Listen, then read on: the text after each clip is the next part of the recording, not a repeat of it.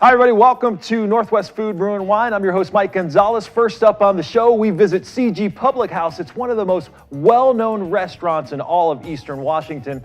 Not only have they established themselves as a go-to place to eat, but they've got a catering business that is awesome. They can accommodate thousands of people at a time. Last year, they decided to change their name from Country Gentlemen to CG Public House. I had a chance to find out why and see what that means for customers.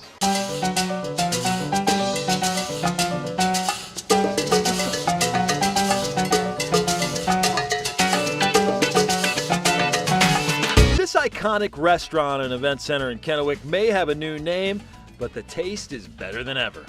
In January of last year we closed and we reopened on the 20th as CG Public House, and we changed, for the first time, we changed our logo, we changed our menu, we changed our uniforms, we changed the appearance of the restaurant, and today it's CG Public House, and the change has been wonderful, very well received.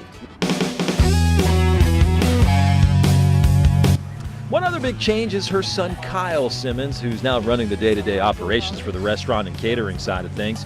Kyle's always had a passion for the restaurant business, and 4 years ago he came on board as a partner. He's been a huge part in the success of Country Gentlemen and also the rebranding to CG Public House.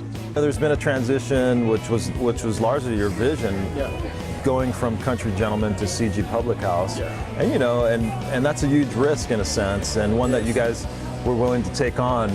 What is it about that risk that you said, you know what, we got to do it? I've been preaching for a name change for a long time. I've only been back for 3 years. Before that, I was with Red Lobster as a manager, and then before that, I was at school over at WSU. I graduated with a bachelor's in hospitality. So, you know, once I left Red Lobster and I came back on, there was a lot of talk about, you know, we need to change the name. You know, people that grew up in the area knew Country Gentlemen. They knew what Country Gentlemen was. They knew what to expect from Country Gentlemen.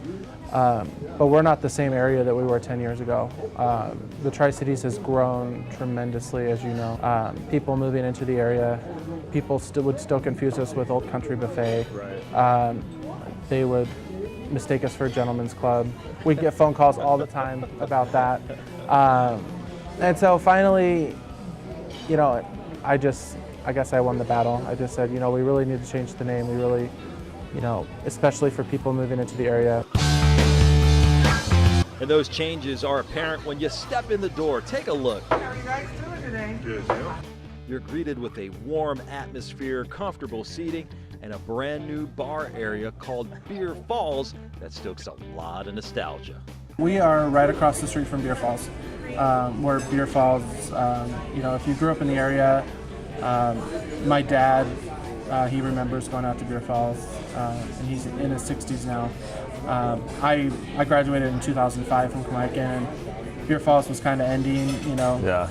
The sheriff's got some ATVs. So you're saying that you resurrected Beer Falls right here? I love it.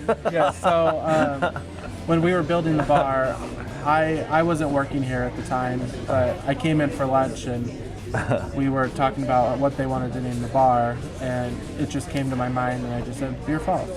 Customers like Jill and Dave Deshane say the name Beer Falls instantly brought back some great memories.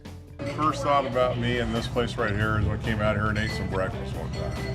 I was happened to be sitting out here in a booth, and I looked out and I seen this Beer Falls sign. Brought back nothing but some old teenage memories. The best part about the bar here, Beer Falls, is that I was born and raised here, and so the Beer Falls incorporated with this new bar makes me feel at home. And Beer Falls packs some of the best craft beers in the Northwest. Well, let's talk about the craft beers that you have on tap. You know, we're going with local. We try to say Eastern and Central Washington, so, and Oregon. We've only got one Oregon brew right now, which is the Ordnance out of Boardman. We've obviously got Ice Harbor. We always keep the red ale on from Ice Harbor. We've got 10 Pin from out of Moses Lake right now. Ordnance out of Boardman. We've got Dee's Wicked Cider. Dee's is just right behind us. So we wanted to make sure we represented them because they're probably the closest. Yeah. to us, Bale Breaker Top Cutter IPA. Have Nice. to have that. That's a staple. Oh yeah. Obviously, have to have Coors Light. That's the only one that we just feel like we have to have for those guests that don't drink micro brews. So we try to give one tap to a brewery, and I try to rotate their beers on that one tap. 2 years ago, CG Public House started making their own sweet and sour mix, and they make some great margaritas. They're all made from scratch, and I can tell you firsthand, man, they were good. This is what they look like when they come out of the oven. And you still see that rub on there. All right, speaking of good, take a look at these babies. Kyle took me through how he puts together some of CG Public House's award-winning barbecue ribs and pulled pork sandwich. You can find these on the dinner menu or anytime that you order catering. My mouth is watering. Where are we going to start with these? We're going to start by taking the membrane off the back of the rib. Have you ever had a really tough rib that doesn't come off the bone? Yeah, it's really because frustrating. that really thin membrane has not been pulled off. And then we'll put it in the brine. All right. And then we'll go from there. All right, sounds good. Kyle starts out by taking a sharp knife underneath the bone, taking out that membrane. Now the key is finding that end bone. You can use a paper towel to grasp it well, then pull the membranes out. Next, it's time to brine. Kyle's beautiful brine includes water, sugar, salt, a pepper medley. Then Kyle soaks the ribs in the brine for about 2 hours. And remember, you don't want that meat to get too salty. The rub ingredients include granulated sugar, brown sugar, chili powder, paprika, mustard seed. Kyle mixes it all up, then adds the granulated onions and cayenne pepper for a little bit of heat. Now, once that meat is rubbed, it's put into a 4-inch pan, then sent to the smoker for 3 hours. Then it's put 3 more hours in the oven. Man, that looks good. Kyle, good thing I came hungry. I saved some room for these ribs, man. Okay. All right, I don't even know where to start. You know what? I'm just going in with the fingers. Yeah. This is, oh my God. This is heaven.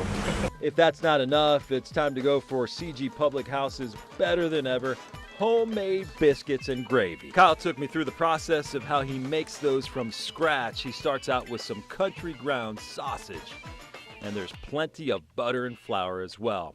You add some warm milk, then add a little more cooked sausage.